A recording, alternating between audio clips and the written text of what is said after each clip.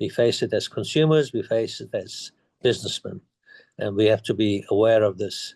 And the policymakers have to be courageous. They have to be looking not just to their term, particularly politicians over a 4-year or 5-year election horizon, but they have to have the courage and wisdom to take a much longer view in order to enact appropriate legislative and other measures to ensure that this issue is tackled in time in a comprehensive manner.